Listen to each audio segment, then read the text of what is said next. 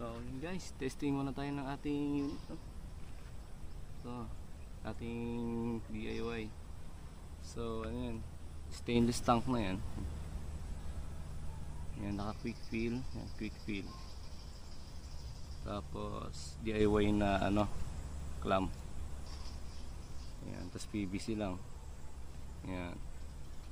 Tapos ito yung lagayan natin ng ano, pellet. Yan, dito natin nilalagay.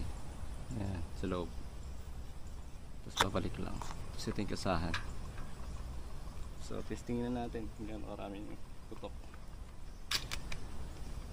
kung malakas.